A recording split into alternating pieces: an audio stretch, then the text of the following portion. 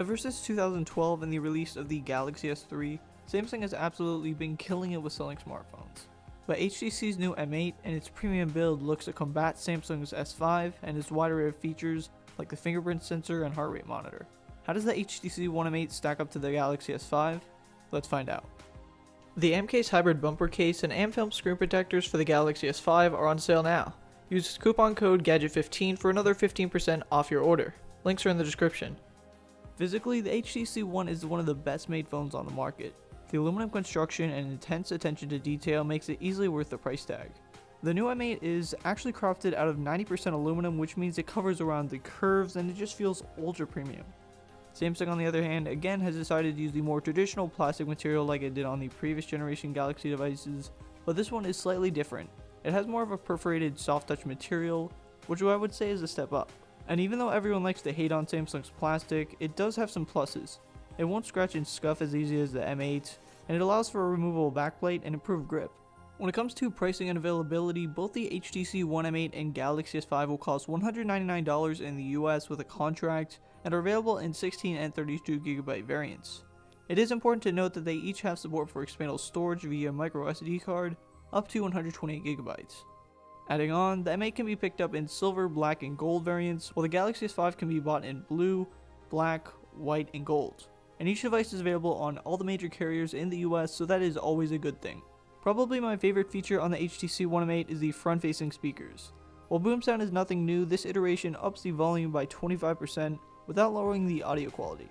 For me, the Galaxy S5 speakers again were a bit of a disappointment. They're located on the back of the device in an ideal location to be covered up, which makes getting the full media experience on the S5 quite tough if you don't plan on using earbuds or headphones a ton. The HTC One's 5-inch display is just stunning. The full 1080p resolution comes in at 440 pixels per inch, colors are vibrant, crisp, and not oversaturated.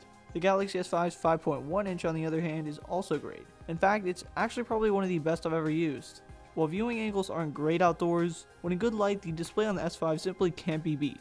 The new HTC One runs 4.4.2 KitKat with its own custom skin overlaid. Sense 6.0 brings some cool new features like motion launch, which lets you get the gestures to unlock your phone. For example, double tapping will just unlock it, swiping down will go to the dialer app, and etc. Another cool feature that I've enjoyed experimenting with is the Fitbit app. The HTC One utilizes the so-called smart sensors that allow the One to track steps exactly the same way your Fitbit does. And for those that don't want to have to wear a fitness tracking device or always end up losing them, it is a really convenient feature. Overall, Sense 6.0 is an ultra-fast experience and it adds some pretty useful features to the table. Now moving on to the Galaxy S5, which utilizes Samsung's TouchWiz over Android 4.4.2 KitKat. I've never been a huge fan of TouchWiz, and I'm going to be honest, I'm still not really now. But something new that TouchWiz has recently introduced is Magazine UX, and it is powered by Flipboard.